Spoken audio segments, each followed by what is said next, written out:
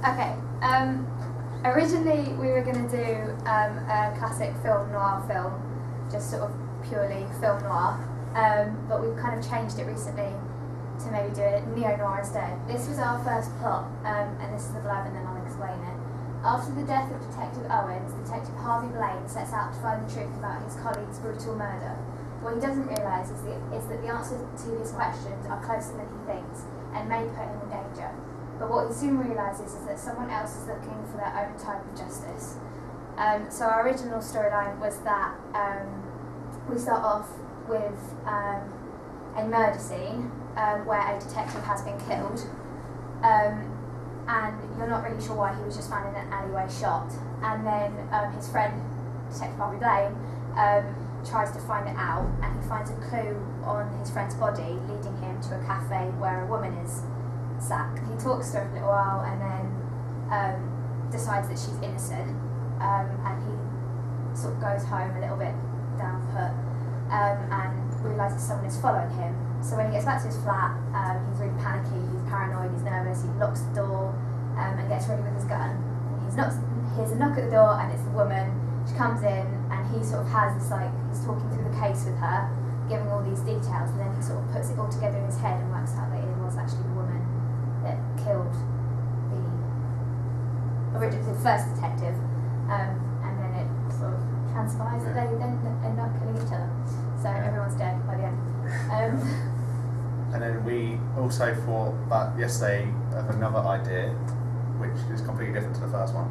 Yes, so it sort of applies more to the neo-noir genre.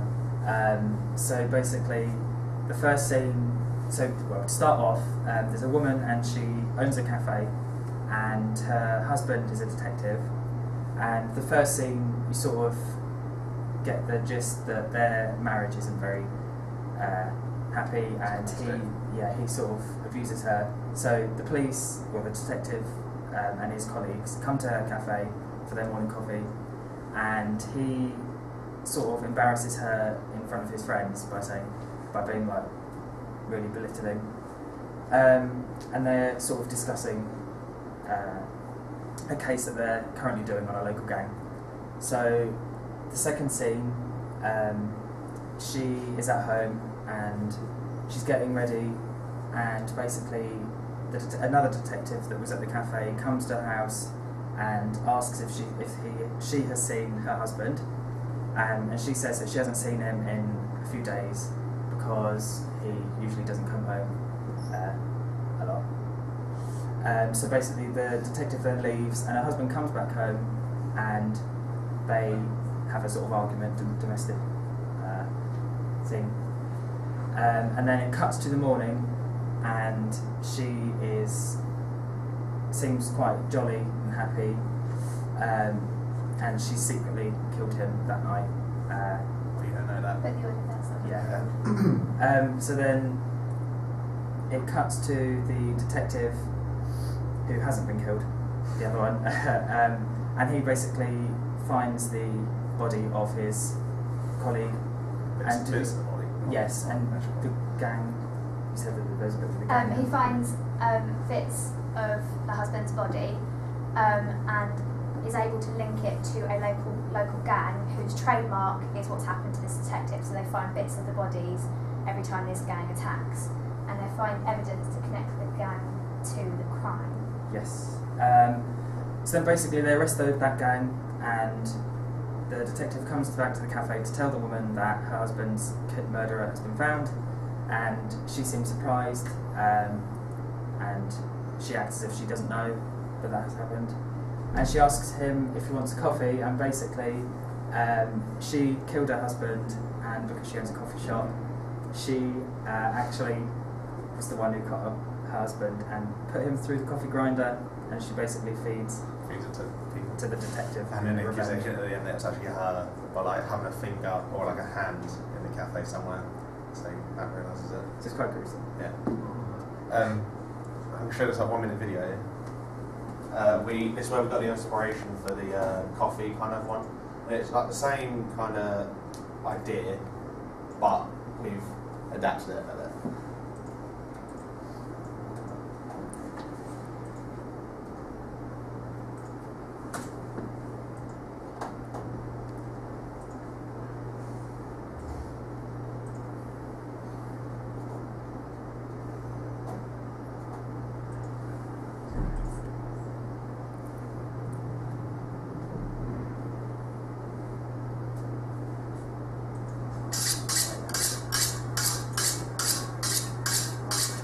Kind of thinking even that idea as well, like the opening, Things like chopping. chopping bits of stuff like that. It's just quite gruesome and horrible, and it gives that identification of cannibalism and stuff. Me. Started. Tell me about it. What you got? Never. Oh man. What? Oi!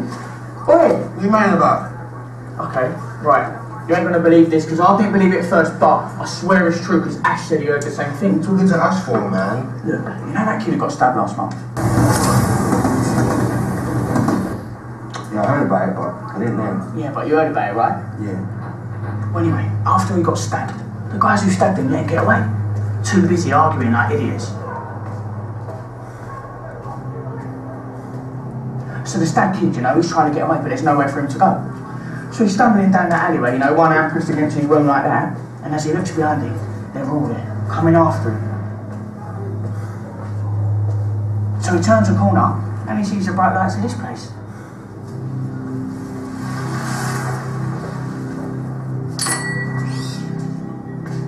He stumbles in, he's fallen behind the counter, but now he's leaking like a tap, blood everywhere.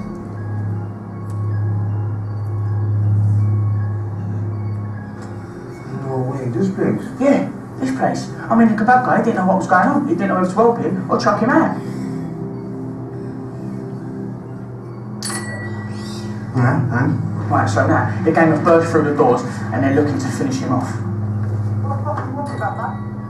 Wait, this really happened, yeah? Yeah, it gets worse, look, I'm telling you. They started giving it the big one to the kebab guy, you know, telling him to get out of the way so they could get to the kid.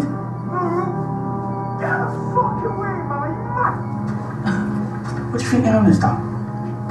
Well, they didn't take too kindly to it, you see. Some fuckers running in there with knives out looking for trouble. They've had enough of that shit. They're probably from some war-torn country, you know, seeing shit mean you won't believe. So, he picks up a knife. I ain't talking about no pocket knife, I'm talking about a big motherfucking knife. Shit, man. It's like some crocodile Dundee shit. Exactly. The other two workers, they grab two knives and he's 3 on 3. I'll stop it there. Yeah. But basically, after that escalates, and it's like given that the butchers end up killing all the boys, and then they start putting burgers and stuff. But then he says it's joking, but then it like pans over to the butcher guy who's still carving knives, just staring at him. So it's kind of So yes, that's what we drew from that. When we're looking at characters, we thought of the name Scarlett Marcel, who's our femme fatale, Detective Harley Blaine, who's our hero, Stephen Klaus, who's the detective's boss, and then Detective Jerry Owens, who's the guy who dies at the start. That's for the first idea, and we haven't got any actors yet. But then we also kind of, for the second idea, believe like the same kind of people, pretty much, except this one will be the husband who dies, and then we'll get rid of the Detective Jerry Owens. The conventions that we have in our film are going to be like the femme fatale, shadows, hidden identity, empty urban setting, or cafe, which we're going to use in our scene.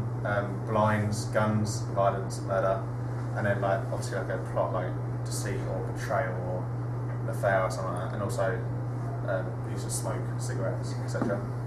So yeah, like, we've got like the settings of the cafe which we're going to use. So she'll be behind here doing one of bits. There'll be a finger behind there or something. That was the winner, because that's the other idea. Oh yeah. But And then next we need to draw the storyboard up, get a main kind of idea of what our opening's going to be. And once we've done that, we're going to go on to the script and work out some dialogue between the characters and how we're going to show the relationships between each one. And then we're going to start working on a schedule, like when we're going to shoot and where, etc. so we just need to like fine tune the story. Yeah. And also clarify a final story.